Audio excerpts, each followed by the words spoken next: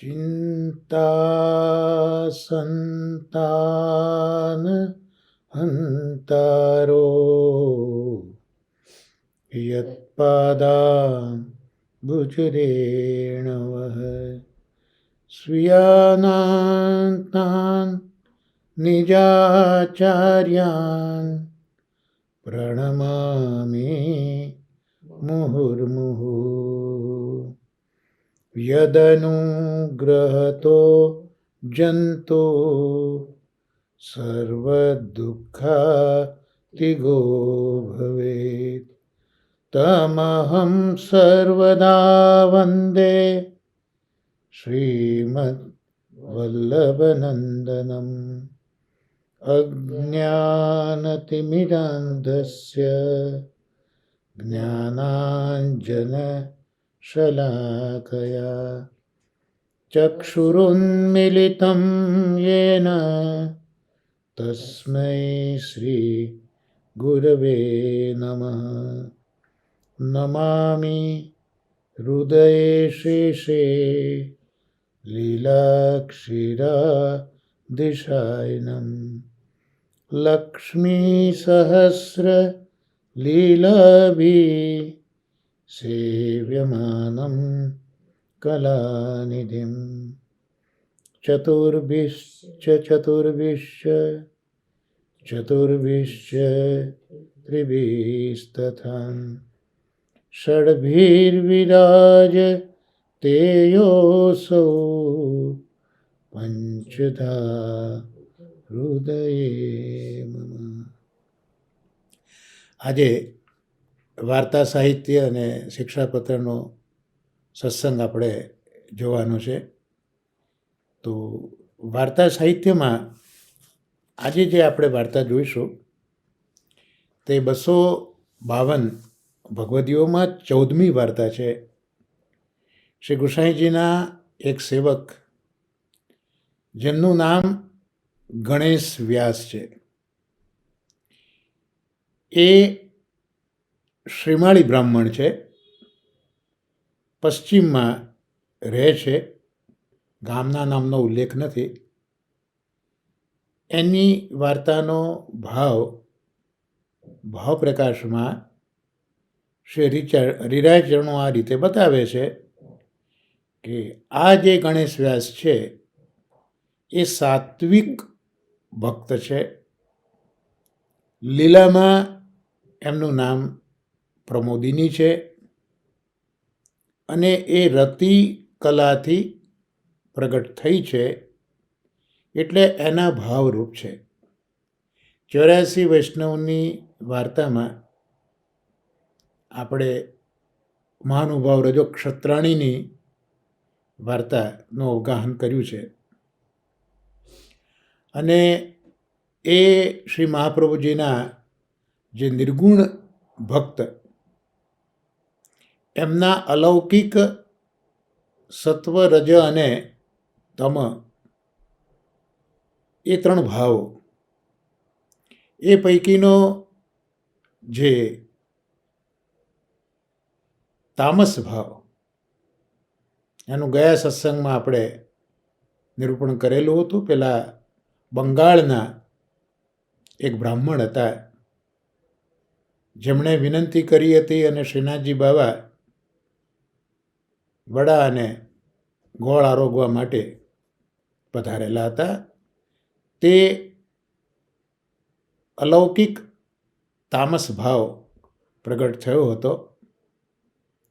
હવે એ જે નિત્યલીલાના રતિકલા છે, એમના સાત્વિક ભાવનું જે પ્રાગટ્ય છે તે આજની વાર્તાના નાયક શ્રી ગણેશ વ્યાસજીનું છે.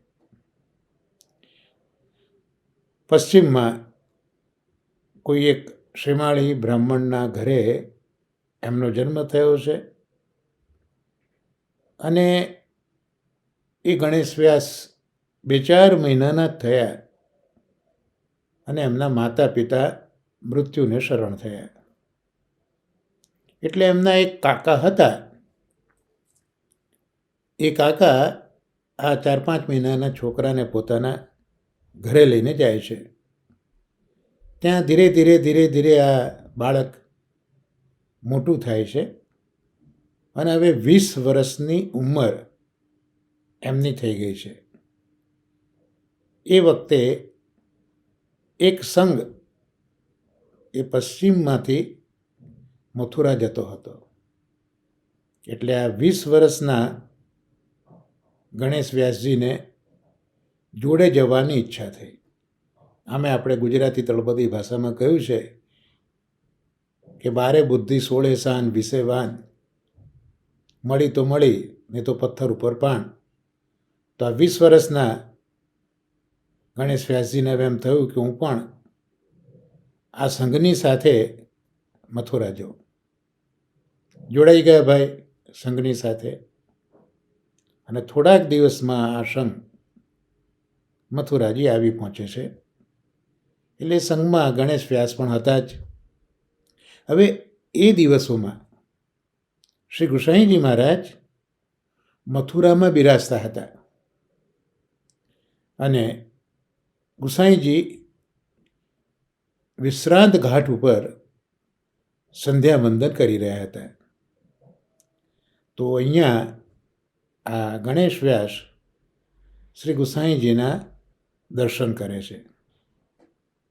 દર્શન કરીને ગણેશ વ્યાસ શ્રી ગુસાઈજીને વિનંતી કરે છે કે મહારાજ, હું તો અનાથ છું.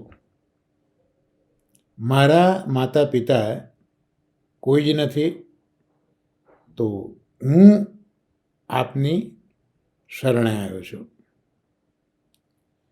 એટલે આપ કૃપા કરો અને મને આપનો સેવક કરો અને સેવક કર્યા પછી કંઈક આપની ટહેલ પણ મને આપ સોંપો, આવી વિનંતી કરી. શ્રી ગુસાઈજી જુએ છે કે આ કોઈક દૈવી જીવ છે, એટલે આ ગણેશ વ્યાસજીને કહે છે કે જાઓ તમે યમુનાજીમાં સ્નાન કરી લો, અમે તમને સેવક કરીશું. એટલે ગણેશ વ્યાસ હવે શ્રી યમુનાજીમાં સ્નાન કરે છે.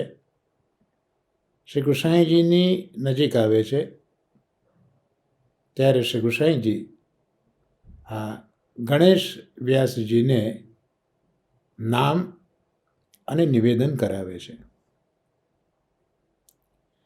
અને ટહેલ માગી હતી ગણેશ વ્યાસજી. એટલે ગુસાઈજીએ કૃપા કરીને ગણેશ વ્યાસને પરચારગીની, એટલે બહારની ઉપરની જે ટહેલ હોય એ પરચારગીની ટહેલ આ ગણેશ વ્યાસને આપી. અને એ જે ટહેલ હતી તે ગણેશ વ્યાસ પ્રીતિપૂર્વક સેવા કરતા હતા. એટલે ગુસાઈજીની સાથે જ પછી રહ્યા એવું અહીંયા આપણે સમજી શકીએ છીએ. અને પરચારગીની ટહેલ એ કરતા હતા. હવે આટલો ભાવપ્રકાશ જોયા પછી વાર્તા પ્રસંગ જોઈએ આ વૈષ્ણવના, ભગવદીયાના. તો એક વખત ગણેશ વ્યાસ ઠાકોરજીની કંઈક સામગ્રી લઈ અને દ્વારિકા જતા હતા. એક દિવસ સાંજ પડી હશે અને એક ગામની બહાર થઈને એ બીજા કોઈ એક ગામ તરફ આગળ જતા હતા. રસ્તા સાથે ઠાકોરજીની સામગ્રી હતી. ત્યાં રસ્તામાં વરસાદ ખૂબ આવ્યો. એટલે આજુબાજુ જોવા લાગ્યા કે કંઈક આશ્રય છાંયડો કંઈક મળી જાય છે. તો થોડેક દૂર એક શિખરબંધી દેરું એમણે જોયું. એટલે દોડ્યા ગણેશ વ્યાસ સામગ્રી લઈને અને ત્યાં જે દેરું હતું ત્યાં પહોંચી ગયા. અને ત્યાં જઈને જોયું તો એ દેરામાં એક દેવી હતા. જોયું કે એક દેવી છે અહીંયા તો. એટલે એ જે દેરું હતું તે દેવીનું હતું. એમાં એક દેવી છે એવું જોયું. અને બધા પ્રકારનો સામાન પાસે ધરેલો છે. પણ અમને આશ્ચર્ય એ થયું કે કોઈ માણસ તો અહીંયા દેખાતો નથી. એટલે ગણેશવાસ પોતાના મનમાં વિચારે છે કે અહીંયા કોઈક પૂજારી રહેતો હોવો જોઈએ, એ કંઈક ગામમાં ગયો હશે, એટલે હવે આવતો હશે. આમ વિચાર કરીને એ દેરાની બહાર જે છાયા હતી એમાં સામગ્રી મૂકીને એ ત્યાં બેઠા વરસાદથી બચવા માટે. જ્યારે બહુ રાત્રિ વીતી છતાં પણ ત્યાં કોઈ આવ્યું જ નહીં. પણ આ દેવી જાગતી દેવી હતી. એટલે એ જાગતી દેવી હતી એટલે એને કોઈ માણસની જરૂર જ નહોતી. એ પોતાની વસ્તુની રખવાળી જાતે જ કરી લેતી હતી. અને તે ગામનો જે રાજા હતો એ રાજા તરફથી રોજ એ દેવીના માટે બલિ આવતી હતી. એટલે દેવી એ બલિ ખાઈને ત્યાં બેસી રહેતી હતી. જો ભૂલે ચૂકે કોઈ પૂજારી આવી ગયો તો પેલી દેવી એને જ ખાઈ જતી હતી. અને આજુબાજુના ગામોમાં આ દેવી બહુ પ્રસિદ્ધ હતી, એટલે ચારે બાજુથી પૂજાની સામગ્રીઓ ત્યાં આવતી જ રહેતી. તો એ દેવી જાતે જ બધી સામગ્રી ભેગી કરતી અને અંગીકાર કરતી હતી, લેતી હતી. હવે આ ગણેશ વ્યાસ ત્યાં રોકાયા છે તે વખતે રાત્રિના સમયે કોઈ એક મનુષ્ય આજુબાજુ રહેતો હશે, એ આ દેવીના દર્શન કરવા માટે આવ્યો. એ આવીને ગણેશ વ્યાસને કહે છે કે ભાઈ તું અહીંયા સૂતો નહીં, કારણ કે અજાણ્યો વ્યક્તિ લાગ્યો. એટલે ગણેશ વ્યાસને કહ્યું કે તું અહીંયા સૂતો નહીં.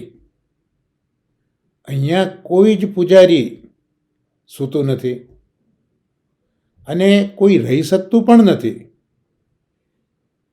એટલે ગુસાઈજીના સેવક ગણેશ વ્યાસ પૂછે છે કે ભાઈ એનું કારણ શું?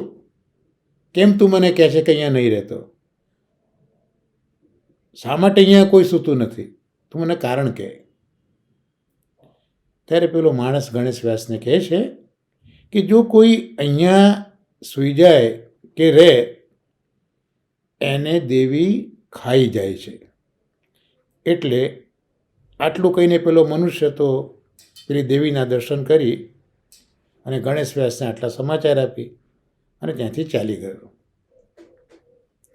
હવે ગણેશ વ્યાસ તો શ્રી કૃષ્ણજીના સેવક છે, અભયનું દાન છે, એટલે નિર્ભય થઈને તો દેવીના મંદિરની અંદર જાય છે. અત્યાર સુધી તો એ પેલા દેરાની મંદિરની બહાર હતા અને છાયામાં સામગ્રીને સાચવી રહ્યા હતા.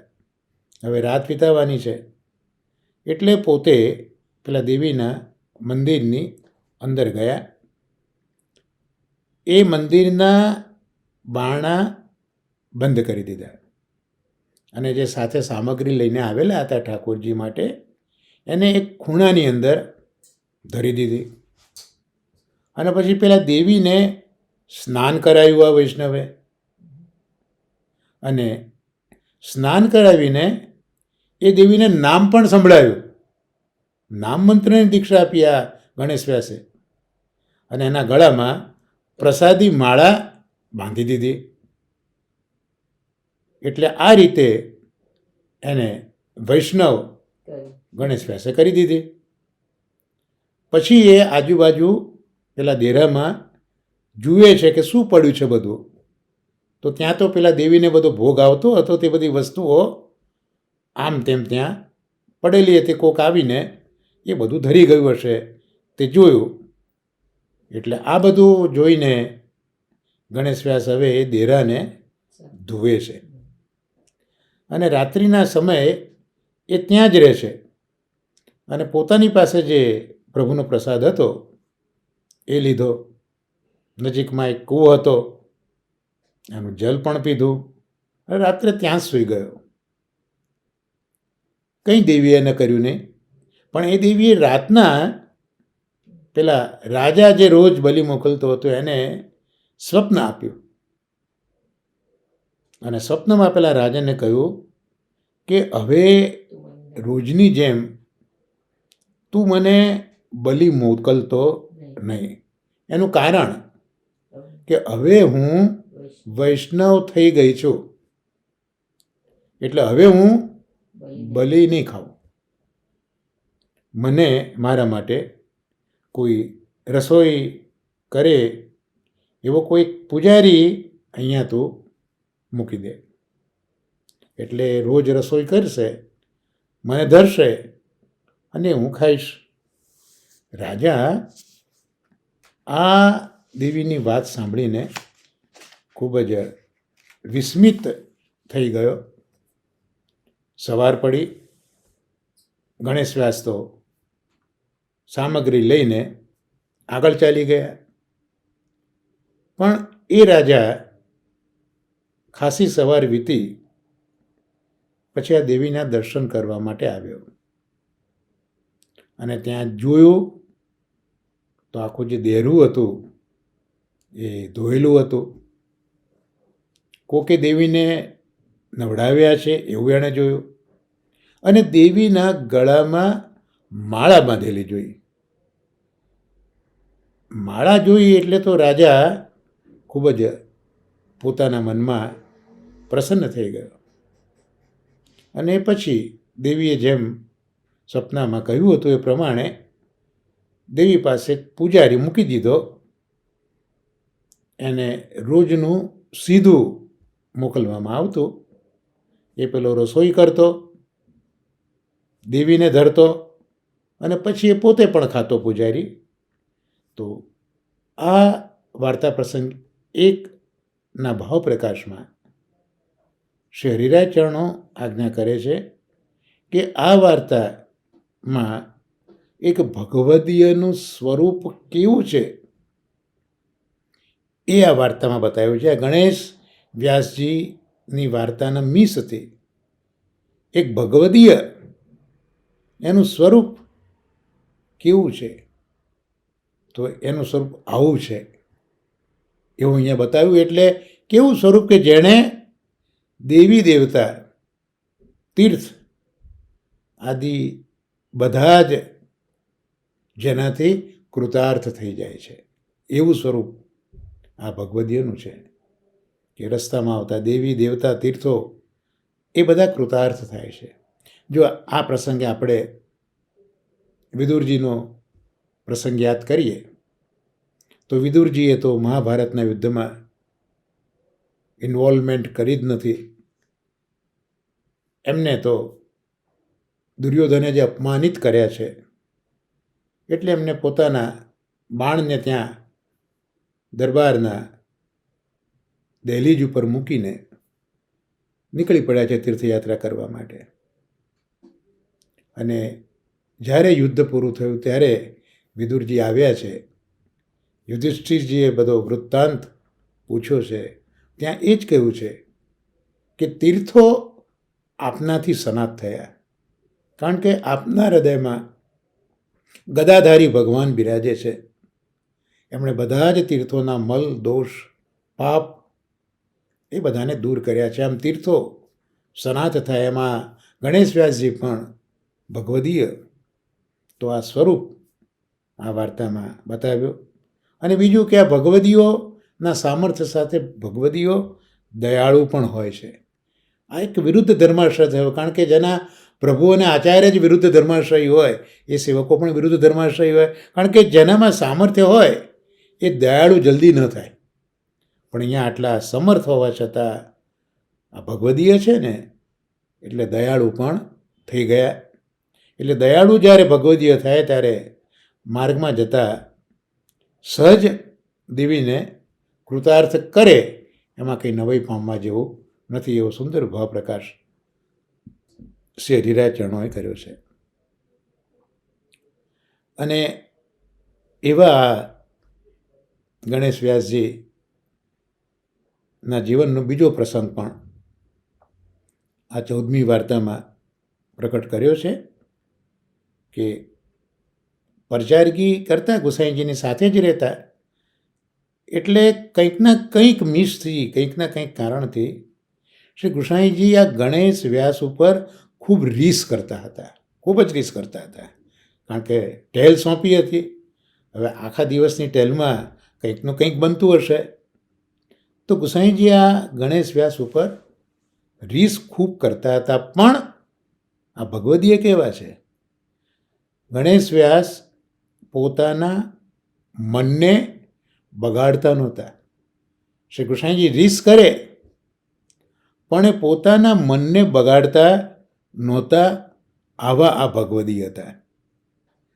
અને ખરેખર તો શું બનતું કે ગુસાઈજી જેમ જેમ રીસ કરે તેમ તેમ એ પોતાના મનમાં ખૂબ જ રાજી થાય, ખૂબ પ્રસન્ન થાય.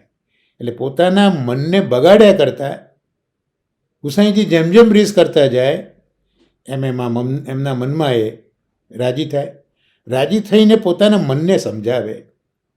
શું કે મનને કે જો પ્રભુ મને સદા સર્વદા રીસ કર્યા જ કરે, પોતાના મન સાથે ડાયલોગ કરે કે આવી રીસ તો શ્રી પ્રભુચરણો મારા ઉપર સદા કર્યા જ કરે. કેમ આવું કેમ કહે છે? કારણ કે મને, હું કોણ? તો આપનો દાસ.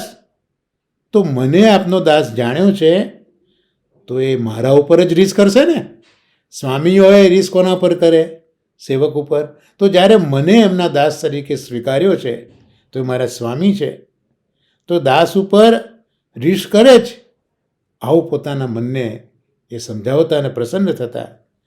જો મને પોતાનો ન જાણ્યો હોત તો બીજા કોઈ ઉપર એ રીસ કરે ખરા? કે બીજા કોઈના ઉપર રીસ થાય?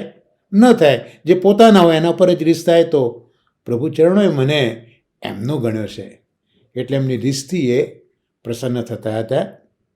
એટલે ભાવપ્રકાશમાં હરિરાયચરણો એ જ આજ્ઞા કરે છે કે જો જે પોતાનો હોય તેનાથી જ રીસ કરવામાં આવે છે. બધા ઉપર રીસ થતી નથી, પણ જેને પોતાના જાણ્યા હોય એના ઉપર જ રીસ થતી હોય છે. તો આ ગણેશ વ્યાસ શ્રી પ્રભુચરણની રીસને પણ ગુણ માનતા, પ્રભુચરણની રીસને ગુણ માનતા અને ગુણ માનીને મનથી પ્રસન્ન થતા. કેટલાક આ રીતે ગણેશ વ્યાસનું જીવન ચાલતું હતું. અને કેટલાક દિવસ પછી ગણેશ વ્યાસનો દેહ છૂટ્યો. એટલે કોક વૈષ્ણવને આ વાતની ખબર પડી કે ભાઈ ગણેશ વ્યાસ હવે ભૂતલ ઉપર નથી. એટલે એમને આવીને એ વૈષ્ણવે ગુસાઈજીને કહ્યું કે રાજ, એટલે ગણેશ વ્યાસની તો હવે દેહ છૂટી ગઈ. આટલું સાંભળતા જ શ્રી ગુસાઈજીને રોમાંચ થઈ ગયો.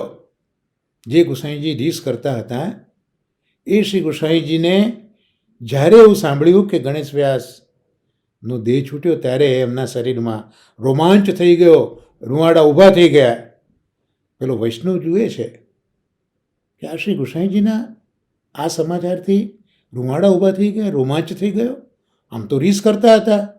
એટલે ગુસાઈજીને આટલા પુલકિત જોઈને વિનંતી કરે છે આ પેલો વૈષ્ણવ કે મહારાજ, આપ તો આ ગણેશ વ્યાસ ઉપર ખૂબ જ રીસ કરતા હતા અને હવે આની આ ખબર સાંભળીને આપને તો રોમાંચ થયો. એ કેમ? આવું કેમ થયું? આનું શું કારણ? ગુસાઈજી પેલા વૈષ્ણવને સમજાવે છે કે ગણેશ વ્યાસ જેવો મારો કોઈ સેવક થવો એ કઠિન છે. કેટલી અદ્ભુત આજ્ઞા પોતાના સેવક માટેની છે સ્વામીની કે ગણેશ વ્યાસ જેવો કોઈ મારો સેવક થાય એ હવે કઠિન છે. કોઈ જ નથી અને કોઈ થવાનો પણ નથી. આટલી બધી સરાહના ગણેશ વ્યાસની કરી એનું કારણ બતાવ્યું કે હું એના ઉપર રિસ્ક કરતો, અને ગણેશ વ્યાસ પોતાના મનમાં એને શિક્ષા કરીને માનતો હતો. હું એના પર રિસ્ક કરતો હતો, પણ એના મનમાં એ અવગુણ નહોતો ગણતો, એને એક શીખ માનીને રહેતો હતો. અને મારાથી એનું મન એને કોઈ દિવસ બગાડ્યું નથી. તો આવો મારો એ અંતરંગ સેવક હતો. કારણ કે ગણેશ વ્યાસ પણ એ જ વિચારતા હતા કે હું પ્રભુની કેટલી નિકટનો છું, મને કેટલો પોતાનો કરીને જાણ્યો છે, ત્યારે તો આટલી રીસ કરે છે. તો આ ભાવ જે હતો એ ભાવ ગુસાઈજી અહીંયા કહે છે કે એ યથામામ પ્રપદ્યંતે, જ્યારે ગણ્યું પ્રભુને પોતાના, ત્યારે ગુસાઈજી પણ કહે છે કે એવો મારો એ અંતરંગ સેવક હતો. એટલે કેટલી મોટી કક્ષા ગણેશ વ્યાસની ગુસાઈજીએ મૂકી દીધી કે મારો અંતરંગ સેવક તો ઘણા હોય, પણ અંતરંગ સેવક હતો. આ ગુસાઈજીના શ્રીમુખના વચન સાંભળીને પેલો વૈષ્ણવ ચૂપ થઈ ગયો. તો આ ગણેશ વ્યાસ શ્રી ગુસાઈજીના આવા કૃપાપાત્ર ભગવદી હતા. એમની વાર્તા આપણે ક્યાં સુધી કહીએ? તો આવા એક સાત્વિક ભક્ત ગુસાઈજીના એમના જીવનના બે અદ્ભુત પ્રસંગોનું સ્મરણ કરી અને આપણે હવે શરીરાચરણોના શિક્ષાપત્રમાં આગળ વધવાનો પ્રયત્ન કરીએ. ચોથા શિક્ષાપત્રનું અવગાહન શરીરાયજીના અનુગ્રહથી આપણે કરી રહ્યા છે. એમાં છેલ્લે 20મો શ્લોક આપણે જોયો હતો, પ્રત્યક્ષ શરણાગતિ અને પરોક્ષ શરણાગતિ.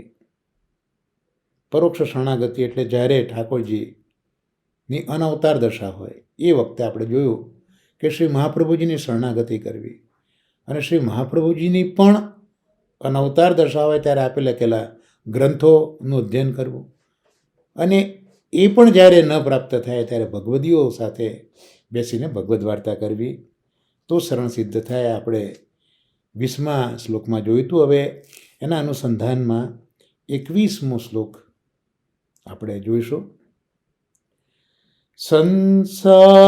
સંસારિણામ સદા દુષ્ટ સંગીના મન્ન દોષતઃ બહિર્મુખાનામ મત્તાનામ કુતો માર્ગ સ્થિતિર્ભવેત. બહુ અદ્ભુત વાત અહીંયા શરીરાચરણો કરી રહ્યા છે કે આ શરણાગતિની વાત તો બધી સમજાવી, પણ સંસારીઓ જે સદા દુષ્ટ સંગવાળા છે, અન્ન દોષથી ઘેરાયેલા છે, બહિર્મુખ છે, મત્ત છે, એમની સ્થિતિ આ માર્ગમાં કઈ રીતે શક્ય બને? તો આ દુષ્ટ સંગ કરનાર, અન્ન દોષથી બહિર્મુખ અને ઉન્મત્ત એવા સંસારી મનુષ્યોની પુષ્ટિ માર્ગમાં સ્થિતિ ક્યાંથી થાય? કારણ કે છેવટે કહ્યું ને કે અનવતાર દશામાં ભગવદીઓનો સંગ તો આપણે કરીએ તો જ આ માર્ગમાં સ્થિતિ થાય. પણ પરિસ્થિતિ એવી છે કે જે વ્યક્તિ સદાય દુષ્ટ સંગમાં જ રહે છે, સંસારમાં દુષ્ટોનો સંગ છે, અને પ્રભુને સમર્પિત ન લેતો એટલે અન્ન દોષ, અને એનાથી બહિર્મુખ થયો છે, એટલે એક તો દુષ્ટનો સંગ છે, અસમર્પિત તો એના જીવનમાં નથી એટલે બહિર્મુખ થયો છે, અને આનાથી એ ઉન્મત્ત બની ગયો છે, અભિમાની બની ગયો છે. તો આવા સંસારી મનુષ્યોની પુષ્ટિ માર્ગમાં સ્થિતિ હોય જ ક્યાંથી શકે? એના વિવેચનમાં શ્રી ગોપીજી આપણને સમજાવે છે કે આપણે ઉપર જે ક્રમ શરણાગતિનો જોયો, એમાં પ્રથમ તો સાક્ષાત શરણાગતિ ઠાકોરજીની અવતાર દશામાં, ત્યાર પછી અનવતાર દશા એટલે પરોક્ષ દશા, એમાં શ્રી આચાર્યજી દ્વારા શરણાગતિ પ્રાપ્ત થાય, અને શ્રી આચાર્યજીની પણ અનવતાર દશામાં એટલે શ્રી આચાર્યજીના પણ પરોક્ષમાં એમના ગ્રંથો, એમના વચનામૃત દ્વારા અને જે એકત્રિત ભગવદીઓ છે એમને શરણ સિદ્ધ થતો હોય છે. પણ દુસ્સંગ જો થયો તો ક્ષણ માત્રમાં આ બધું જ કર્યું કાર્યું એ વ્યર્થ બની જતું હોય છે. ગમે તેટલા આચાર્ય ત્રણોના વચનામૃત સાંભળ્યા હોય, ગ્રંથોનું અધ્યયન કર્યું હોય, પણ એક ક્ષણવાર પણ જો દુસ્સંગ પ્રાપ્ત થયો તો આ બધું વ્યર્થ થઈ જતું હોય છે. એટલે જ શ્રી મહાપ્રભુજી અને ગૌરાંગ મહાપ્રભુનો માનસી ગંગા પર આ જ સંવાદ હતો. જ્યાં ગૌરાંગ મહાપ્રભુ કહેતા હતા કે ગાયના શિંગડા ઉપર રાઈનો દાણો ટકે એટલી વાર પણ જો ભગવદ નામ જીવ લે તો કૃતાર્થ થાય. અને મહાપ્રભુજીએ ત્યાં સુધારીને કહ્યું કે રાઈનો દાણો ગાયના સિંગ ઉપર ટકે એટલી વાર જો ભગવદ નામ ન પણ લેવાય તો એ બહિર્મુખ થાય. તો એ જ વસ્તુ અહીંયા શ્રી હરિરાયજી બતાવે છે કે ક્ષણ માત્રમાં બધું કર્યું કાર્યું વ્યર્થ થઈ જાય જો એને દુસ્સંગ થાય તો. એટલે દુષ્ટના સંગથી નિશ્ચય દુષ્ટતા જ પ્રાપ્ત થાય. દુષ્ટ પાસે બીજું શું હોય દુષ્ટતા સિવાય? તો એનો સંગ કરો તો દુષ્ટતા જ પ્રાપ્ત થાય. એટલે સંસારમાં આસક્ત આ દુષ્ટ જીવો છે એમનો કોઈ દિવસ પણ સંગ કરવો નહીં. હવે જે સંસારી છે જેનો સંગ ન કરવો એ આજ્ઞા આપ કરે છે તો એના લક્ષણ બતાવે છે કે એ તો બહિર્મુખ જીવ છે. એટલે બહિર્મુખ જીવ છે તો એ બહિર્મુખ હોવાથી એ જીવ લૌકિક વિષય વગેરેમાં તન મન અને ધનથી ઉન્મત્ત રહે છે. તન મન ધન શ્રીજીના ચરણોમાં આપણે ગાઈ તો નાખીએ છીએ, પણ જો ભૂલે ચૂકે આ કોક આવો દુસ્સંગી મળી ગયો તો આ જ તન મન ધન એને ઉન્મત્ત કરી દે છે અને લૌકિક વિષય વગેરેમાં તન મન ધન ખર્ચાતું રહે છે. અને આવા લોકો 8 પર ઉન્મત્ત છે ને, એટલે 8 પ્રહર એ લોકોમાં લૌકિક આવેશ જ હોય છે. અને આચાર્યચરણની આજ્ઞા છે કે લૌકિક આવેશ હોય એમાં કોઈ દિવસ પ્રભુનો પ્રવેશ થતો નથી. ન આવેશ સર્વથા હરે. અષ્ટપ્રહર લૌકિક આવેશ જ રહેતો હોય છે. એટલે ભગવદ ધર્મમાં એનું ચિત્ત આસક્ત થતું જ નથી. કારણ કે મન તો એક જ હોય અને વિષય વગેરેમાં લાગ્યું છે તો પછી એ ભગવદ નામમાં ક્યાં દોડવાનું હતું? એટલે પછી આ ભગવદ ધર્મમાં એનું ચિત્ત આસક્ત નથી થતું. અને અભિમાન અહંકાર એ જ એના મનમાં ખૂબ રાખે છે. મનમાં મોહન નથી રહેતો. પછી મનની અંદર મોહ અભિમાન ગુમાન આ બધું રહેતા હોય છે.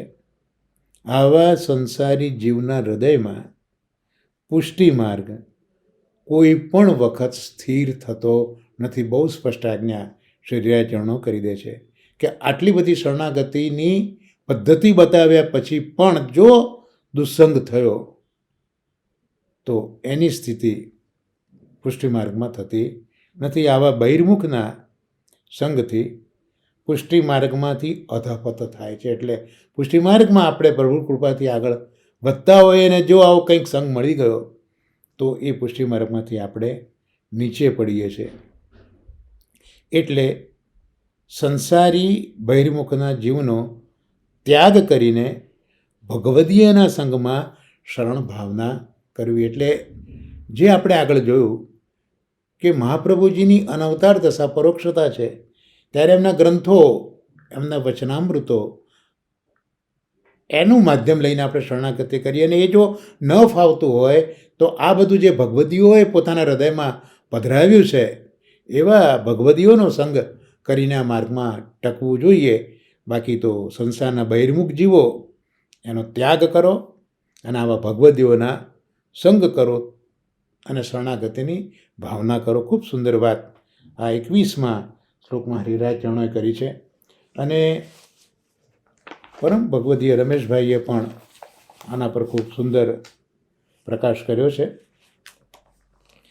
કે આપણે 20મો શ્લોક શરણાગતિવાળો જોયો, તો અહીંયા એક પ્રશ્ન થાય છે કે આપણે જે બને તે સેવા કરીએ છીએ, અલ્પ પ્રમાણમાં સ્મરણ પણ કરી લઈએ છીએ, અને છતાંય શ્રી પ્રભુના ચરણારવિંદમાં શરણની દ્રઢતા કેમ નથી થતી?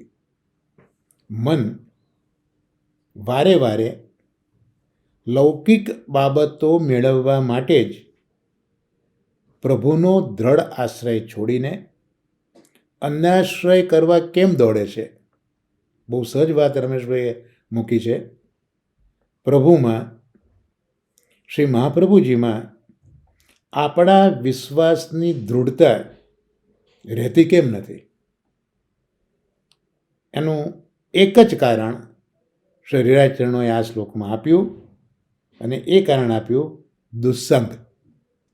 દુસ્સંગ એવો ભયંકર છે કે આપણા શરીરની દૃઢતાને એ હચમચાવી મૂકે છે.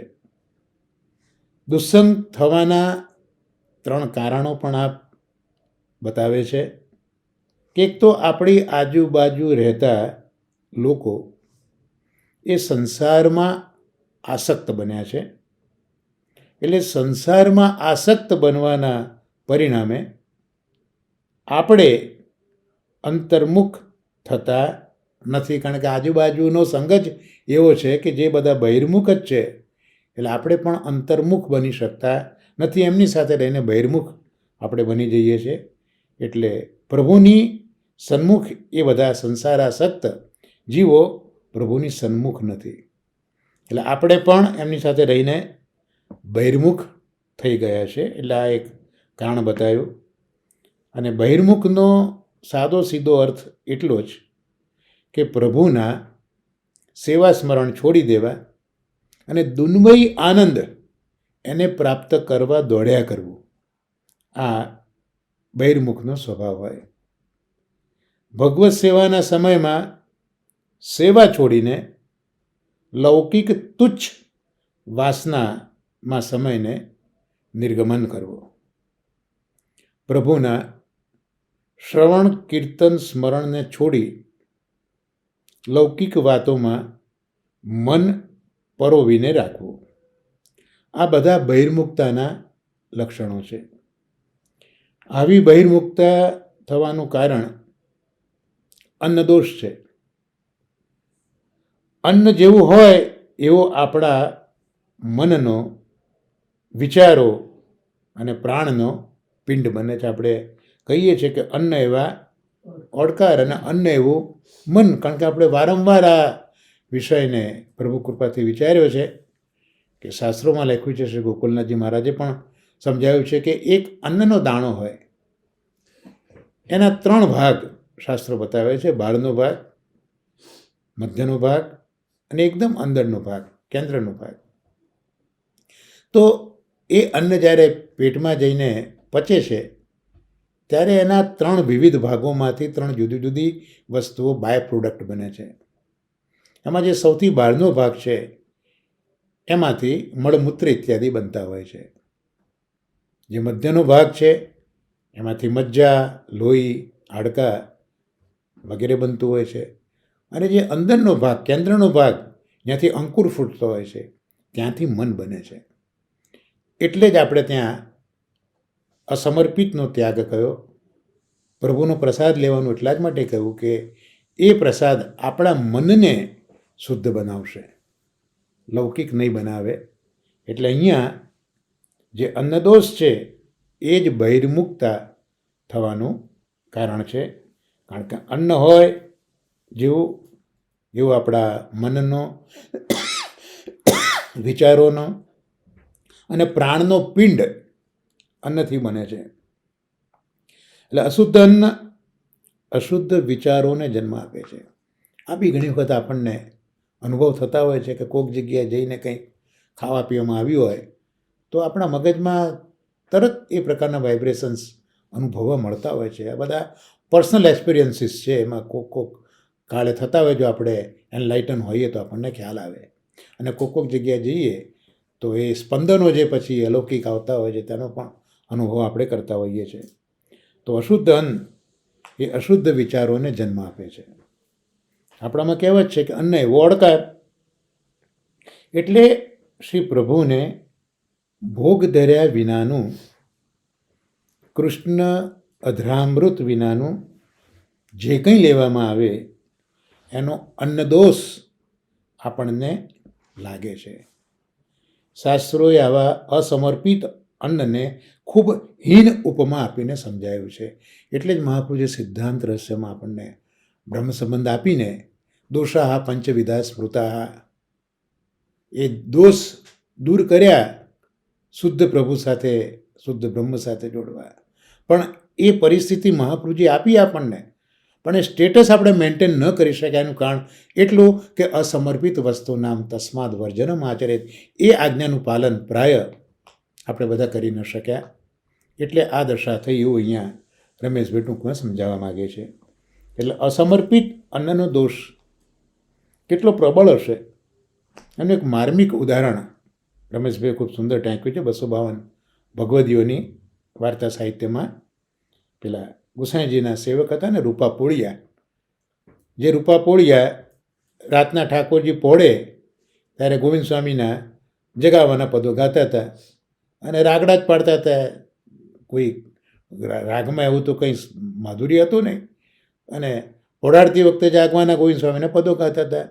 એટલે ગોવિંદ સ્વામી ઠાકોર ગુસાઈજીને કીધા વગર જ રૂપા પોળિયાને ના પાડે છે કે નહીં ગાતો, ને ઠાકોરજીને પછી દિવસે ઊંઘ ના આવી, કારણ કે રૂપા પોળિયા ગાયન નથી ગાયું, કીર્તન નથી કર્યું. તો આટલી બધી કૃપા શ્રીનાથજીની રૂપા પોળિયા ઉપર છે. એની હાલત કેવી છે અહીંયા બતાવે છે. અસમર્પિત અજાણતા લેવાયું છે. સુંદર પ્રસંગ કયો છે કે આ રૂપા પોળિયા સિંહ પોળની ચોકી કરતા, સેવા કરતા. કીર્તન ન ગાય તો શ્રીનાથજીને નીંદ પણ ન આવે, એવી એમના પર કૃપા. એ રૂપા પોળિયાને એકવાર ભંડારીજીએ સામગ્રી માટે ઘી કાઢી આપવા કહ્યું. ઘી કાઢ્યા પછી બહુ સાવધાનીથી એમણે હાથ તો ધોઈ નાખ્યા. રાજભોગ પછી પોતાના મુકામે જે રસોઈ કરી, શ્રીનાથજીના ધજાજીને ભોગ પણ ધર્યો, પ્રસાદ લેવા બેઠા. એ વખતે દાળના પાત્રમાં આંગળી બોળી, જમણા નખના અંગૂઠાની બાજુમાં શ્રીનાથજીને આરોગવાના અસમર્પિત ઘીનો એક સૂક્ષ્મ કણ ત્યાં ચોંટી ગયેલો હતો. દાળ હતી ગરમ, એટલે આ ચોંટી રહ્યો છે કણ, એનું ધ્યાન આ રૂપાજીને ન ગયું, અને જેવો દાળમાં હાથ બોળ્યો એ સાથે જ પેલા ઘીનો કણ વિગરી ગયો, અને બિલકુલ બેધ્યાન સ્થિતિમાં જ એ કણ એમના મુખમાં મુકાઈ ગયો, એ ઘી પેટમાં ગયું. એનું પરિણામ એમના માટે એટલું બધું તો દુઃખદ આવ્યું કે જ્યારે એમનો દેહ છૂટી ગયો ત્યારે એમનો જન્મ શ્વાન યોનિમાં થયો. એટલે શ્રી ગુસાઈજી જ્યારે ગિરિરાજજી ઉપર પધારતા હતા મંદિરમાં, એ વખતે એક શ્વાન આવીને ગુસાઈજીને પાસે બેઠું ત્યારે બધા એને હળહળ કરીને મારતા હતા. ત્યારે ગુસાઈજીએ રોક્યા છે અને ઓળખ કરાવી છે કે આ તો રૂપો પોળ્યો છે, અને ગુસાઈજીનો ઉદ્ધાર કર્યો છે. તો એ શ્વાન યોનિમાં એનો જન્મ થયો. અપ્રસાદ અસમર્પિત ઘીનો એક સૂક્ષ્મ કણ અજાણતા પેટમાં જાય, અને જો આવા મહાનુભાવ ભગવદીયાને પણ શ્વાન યોનિમાં જન્મ લેવડાવે તો અસમર્પિત ન લેવું જોઈએ. એ જાણીને, એ સમજીને એની વાતો કરતાં કરતાં આ રમેશભાઈ પરીખ કહે છે, એમને જે લખેલું તે હું વાંચું છું. એ વાતો કરતાં કરતાં બીજાઓને ઉપદેશ આપતા આપતા હોંશથી બજારમાં લારી ઉપર ઊભા રહીને લક્કારા મારતી જીભના સંતોષ ખાતર ગમે તેવા મલિન ભ્રષ્ટ પદાર્થો હોંશે હોંશે આપણા પેટમાં પધરાવીએ તો આપણા હવે પછીના જન્મો કેવા હશે એનો ઘણીવાર વિચાર તો કરજો, રમેશભાઈ કહે છે. અનેક ભગવદીઓ અને વૈષ્ણવોના સ્વાનુભવની વાત છે કે જ્યારે આવું અસમર્પિત ભક્ષણ છોડીને પ્રભુને ભોગ ધરેલું લેવા લાગ્યા ત્યારે એમની બુદ્ધિ આપોઆપ ભગવત ચરણમાં અનુરાગી બની જાય છે.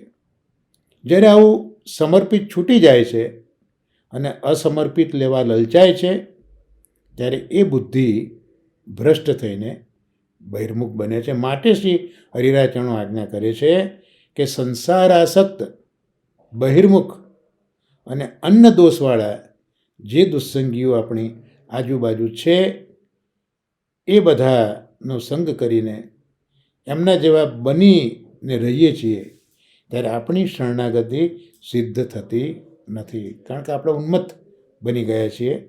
માટે શરણાગતિને દ્રઢ કરવા કલિયુગમાં એક જ ઉપાય છે, અને ભગવદ્ ભક્તનો સંગ. એટલે ભગવદ્ ભક્તનો સંગ કરો. સત્સંગ વિના શરણાગતિ દ્રઢ થતી નથી. આ નિશ્ચિત માનજો. આટલી સુંદર આજ્ઞા પછી આપણે 22મો શ્લોકમાં જોઈ લઈએ, ત્યાં શું આજ્ઞા કરવા માગે છે. કારણ કે જે જીવની આ પરિસ્થિતિ થઈ છે, હવે માર્ગમાં જતાં જતાં દુસંગના લીધે પડ્યા છે, તો હવે તદર્થમ શ્રીમદાચાર્ય ચરણાંબુરુહાશ્રય, તદર્થમ શ્રીમદાચાર્ય ચરણાંબુરુહાશ્રય સદા વિધેયસ્તેનૈવ સકલમ સિદ્ધિમેષ્યતિ.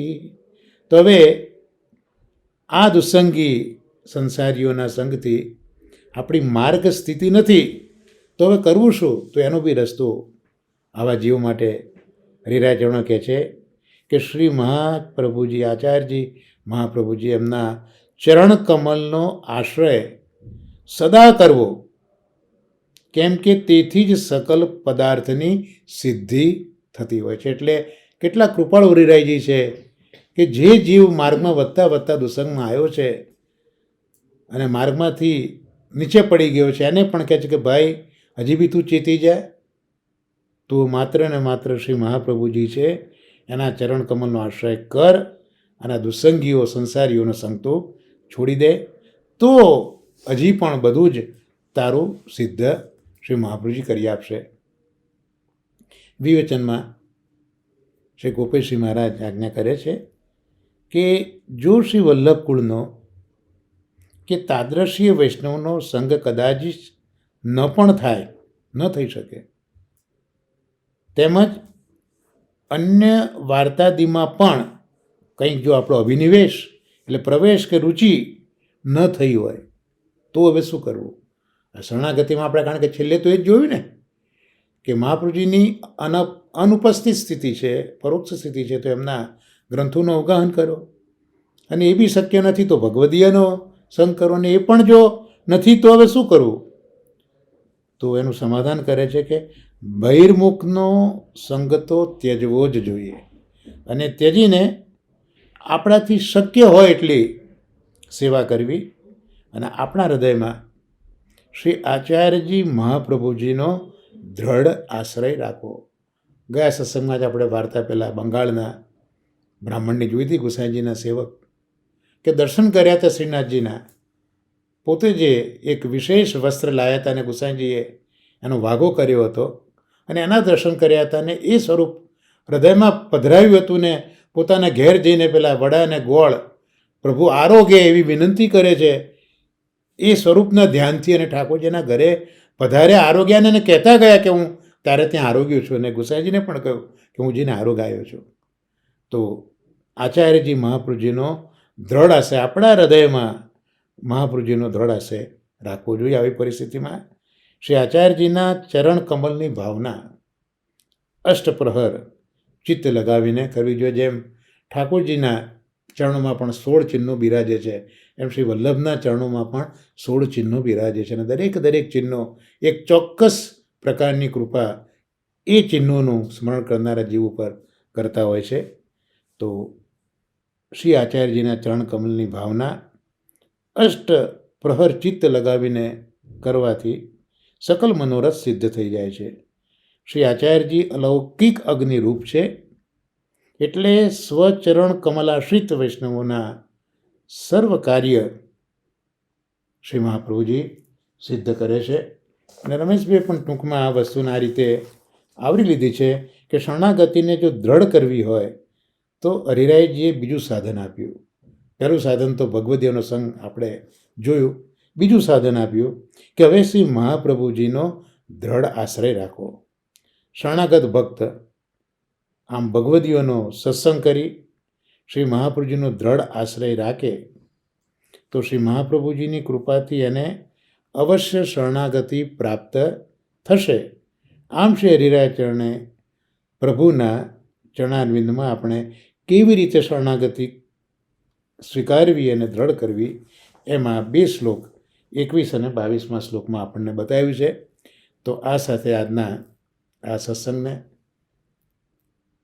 શ્રી હરિરાય ચરણોના ચરણ કમલમાં નિવેદિત કરી આશ્રયપદના ગાન સાથે આ સત્સંગને અહીં આપણે વિરામ આપીશું. સાથે બોલીએ દ્રઢઈન ચરણન કેરો ભરોસો, દ્રઢઈન ચરણન કેરો શ્રી વલ્લભન ચંદ્ર છટા બિન સબ જુગમાં જ અંધેરો ભરોસો, દ્રઢઈન ચરણન કેરો साधन और नहीं आ कली में जासूं होत निवेरो, सूर कहा कहे दुविधा धरो बिना मूल को चेरो भरोसो, दृढ़ चरणन केरो, दृढ़ चरणन केरो भरोसो, दृढ़ चरणन दृढ़ इन चरणन दृढ़ इन चरणन केरो. श्री गोवर्धन नाथ की जय. श्याम सुंदर श्री हमने महाराणी की जय. श्री आचार्य श्री महाप्रभु जी की जय. सर्वे वैष्णवने महाराणे वर्षाना भगवत स्मरण અને વંદન.